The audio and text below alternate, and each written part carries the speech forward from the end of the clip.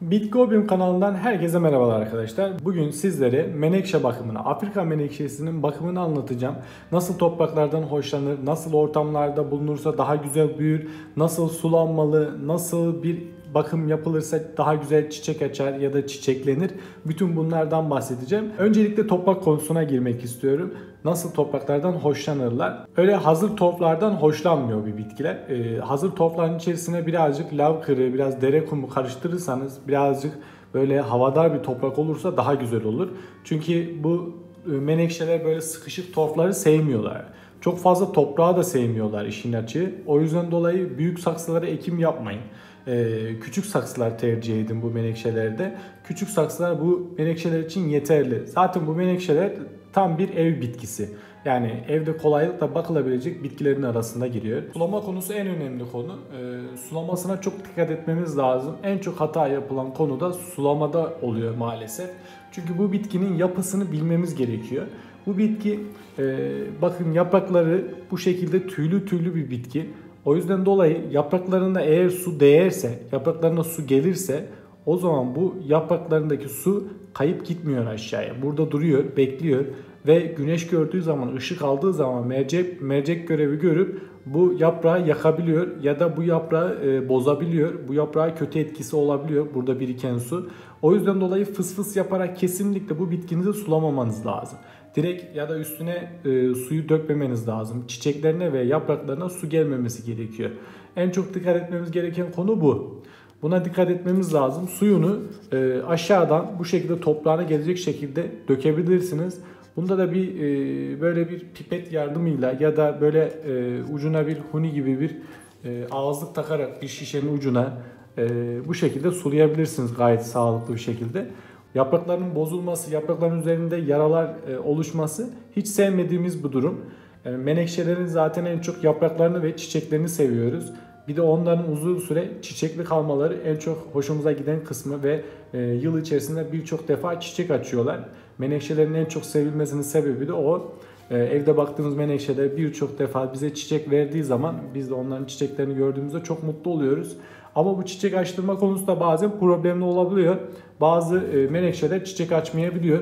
Bunun nedeni fazla sulamadan kaynaklı olabilir. Fazla sulamamalısınız bitkiyi. Toprağı çok ıslak kalıyorsa, çok nemli kalıyorsa uzun süre bundan dolayı da olabilir. O yüzden dolayı toprağını da başta iyi seçmek lazım. Her zaman söylediğim gibi eğer başta güzel bir toprağı yerleştirirseniz ileriki zamanda senaryo daha güzel gelişecektir. İleri zamanda daha rahat edeceksiniz. Eğer böyle çok sıkışık bir toprağa, hazır bir torfa ekerseniz o zaman toprağı uzun süre ıslak kalacaktır. Uzun süre ıslak kalan topraklarda da maalesef menekşeler çiçek açmıyor. O yüzden çiçek açtırmak için sulamasına dikkat etmek lazım. Eğer ki mesela haftada bir suluyorsunuz ve bitkiniz çiçek açmıyor diyelim. O zaman 2 haftada bir sulamaya geçin. Bu şekilde zaman içerisinde çiçek açacaktır. Bir de bazen yapraklarına çok fazla enerji verebilir. Mesela çok fazla yaprağı olabilir etrafta. Çok sık yaprak çıkartan bir bitki zaten. Böyle etrafa doğru rozet şeklinde sürekli yaprak çıkartıyor. Genişleyerek gidiyor böyle. Eğer bu şekilde fazla yaprağı varsa enerjisini fazlasıyla yapraklara verdiği için o yüzden de çiçek açmayabilir. O zaman da aşağıda yaşlı yaprakları teker teker kopartmanız lazım. Böyle 3-5 tane yaşlı yaprağını kopartırsanız o zaman yine çiçek verecektir sizlere. Çiçek açacaktır. Enerjisini oraya doğru yönlendirecektir. Eğer çiçeklerin de uzun süre üstünde kalmasını istiyorsanız o zaman solan çiçekleri ya da solmak üzere olan çiçekleri, şu an herhangi bir çiçek yok mesela şu an solmak üzere olan üzerinde. Şu birazcık solmaya başlamış.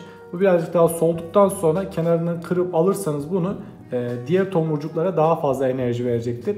Diğer ya da çiçekler daha fazla uzun süre üstünde kalacaktır. Bu şekilde çiçeklenmesini de yapabilirsiniz ya da çiçek açtırabilirsiniz bu şekilde. Ölü yapraklarını almak gerekiyor, yaşlı yapraklarını almak gerekiyor. Arada bir susuz bırakmak gerekiyor. Bu şekilde hızlı bir şekilde çiçek açacaktır eminim. Sizlerin de güzel çiçek açan bitkileriniz olacaktır, menekşeleriniz olacaktır. Gelelim nerede duracak? Nerede durursa daha güzel bir şekilde büyür, daha güzel bir şekilde bize çiçek açar, daha güzel bir şekilde yapraklarını çoğaltır ve daha güzel bir şekilde büyür. Evin içerisinde fazla ışık alan ya da az ışık alan bir yerde olmaması lazım. Yani orta ışık. Böyle çok fazla ışık aldığı zaman yapraklarında sararmalar meydana gelir. Direkt güneş temas ederse zaten hiç sevmiyor. Direkt güneş temas ettiğinde de yine aynı şekilde yapraklarında direkt sararmalar meydana gelir ve yaprakları usul usul zarar görür, deformeye uğrar. O yüzden dolayı direkt güneşin karşısına kesinlikle bu çiçeklerimizi çıkartmıyoruz. Sadece orta ışık alacak şekilde iyi bir yere konumlandırıyoruz. Orada yapraklarını takip ederek zaten bitkinizin ne istediğini anlayabilirsiniz. Eğer çok fazla sarardıysa yaprağı, onu kesinlikle hemen daha az ışık alacak bir yere yerleştirmeniz lazım. Orada daha mutlu olacaktır. Evde bunu birazcık da deneme yanılma yöntemiyle bulursunuz. Direkt güneşin karşısına çıkartmamanız yeterli. Şimdi gelelim toprak değişimine, saksı değişimine. Şimdi öncelikle saksısını değiştirmedim. Bu benim direkt marketten aldığım çiçeklerim, ikisi de. Şimdi ikisini de ayrı ayrı saksılara yerleştireceğim. Saksı seçimini de küçük bir saksıya yerleştireceğim. Bakın bu elim kadar bir menekşe çiçeği. Bunu 1 litrelik bir saksının içerisine koyacağım. Çok büyük bir saksıya kesinlikle gerek yok. Büyük saksıları sevmiyor bu bitki. Küçük bir saksı olması yeterli. Şimdi saksı değişimini yapalım ve toprağının nasıl olduğuna bakalım. Saksı değişimi yaparken nelere dikkat etmek gerekiyor? Öncelikle bitkinizi eve getirdiğiniz zaman bir hafta kesinlikle bitkiniz evinizde dursun. Evinizin atmosferine, evinizin havasına bu bitki alışsın. Ondan sonra saksı değişimini yapın. Saksı değişiminde acele etmeyin. Çünkü bu bitkiler geldikleri zaman önce bu havanın değişiminden dolayı, hava değişiminden dolayı bu bitkiler önce bir şoka giriyorlar. Zaten evin içerisindeki havayla marketteki hava ya da çiçekçideki hava, seradaki hava aynı değil. O yüzden dolayı sizin evinizin havasına alışması bir haftayı bulacaktır. O yüzden bir hafta saksı değişimi yapmayın. Saksı değiştirmeden önce de bir gün önce bitkinizin toprağını güzelce sulayın. Aşağıdan güzelce, dediğimiz gibi yukarıdan değil aşağıdan menekşelerimizi güzelce sulayacağız. Ondan sonra suladıktan sonra bu toprak yumuşayacak. Şimdi ben biraz sonra çıkartacağım. Ben dün sulamıştım zaten bitkimin toprağını. Şimdi yumuşadığı için köklerden eski torf, eski toprağı güzelce ayrılacak. Eğer toprağını sulamadan ayırmaya çalışırsanız o zaman kuru toprakta kökleri kırılarak ya da zarar görerek ayrılacaktır. O yüzden 2 gün öncesinden ya da bir gün öncesinden sularsanız, nemli bir topraktan o eski toprağı ayırmaya çalışırsanız o zaman daha sağlıklı olacaktır. Şimdi güzelce bitkimizi yerinden çıkartacağız ve eski toprağından güzelce ayıracağız. Ondan sonra yeni saksısına geçireceğiz.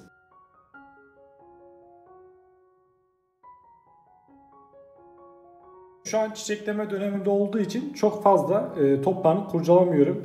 Biraz aldım eski toprağını aşağı kısımdan güzelce temizledim ama eski toprağı da var şu an üstünde.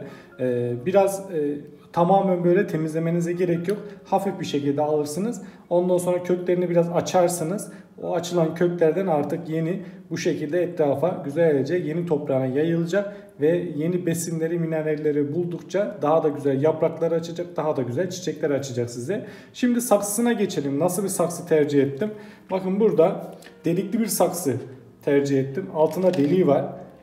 Güzelce suyunu direne edebilecek delikleri var. Üzerine bir de ponza taşı koydum. Gördüğünüz gibi. Bu şekilde delikli saksılar seçmezseniz zamanla aşağıda biriken su devir daimi olmadığı için toprağın kimyasal dengesinin bozulmasına neden olur ve bu da bitkinizin sağlığını çok kötü bir şekilde etkiler. O yüzden dolayı mutlaka saksılarınızı delikli bir saksı tercih edin. Deliksiz saksılara çiçeklerinizi ekmeyin. Özellikle hassas çiçeklerinizi kesinlikle ekmeyin. Mutlaka delikli bir saksı tercih edin. Eğer böyle delikli saksılar tercih ederseniz bitkileriniz daha sağlıklı olacaktır. Toprağınızın kimyasal dengesi de güzel olacaktır. Şimdi üzerine biraz toprak ekleyeceğim. Ondan sonra da çiçeğimizi içerisine yerleştireceğim. Ama önce toprak yapısını da göstereyim size. Bakın hazır torfun içerisine birazcık lav taşı, lav kırığı, zeolit ve birazcık da dere kumu ekledim. Güzel bir karışım oldu. Bu şekilde bir karışım yaparsanız menekşeleriniz için daha iyi olacaktır. Menekşeler öyle sıkışık torfları sevmiyorlar. Kökleri rahatça içeride gezebilsin istiyorlar. Hava alabilsin istiyorlar. Bir toprağın hava alabilmesi için içerisinde bu şekilde boşluk oluşturan lav kırıkları olması gerekiyor. Bu şekilde lav kırıkları olursa o zaman o toprak rahat bir şekilde hava alır, nefes alır. Böyle nefes alan toprakların içerisinde de gayet güzel bir şekilde menekşeler rahat yaşar.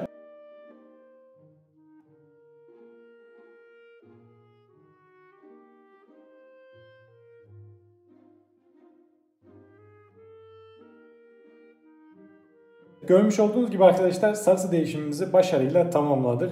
Eğer bu saksı değişimi sırasında yapraklarına toprak giderse, toz giderse o zaman onları yine dediğim gibi sulayarak yıkamayın. Böyle eski bir diş fırçası yardımıyla ufak ufak hareketlerle o toprakları temizleyebilirsiniz ya da üfleyerek kolaylıkla temizleyebilirsiniz.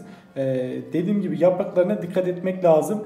Yapraklarına su değdirmememiz lazım. Menekşelerle ilgili yine merak ettiğiniz şeyler varsa onları bana yorumlar kısmında sorabilirsiniz. Kanalıma abone olmayı unutmayın. Yeni gelecek olan videolar için de zil tuşuna basmayı unutmayın. Sağlıcakla kalın. Kendinize iyi bakın.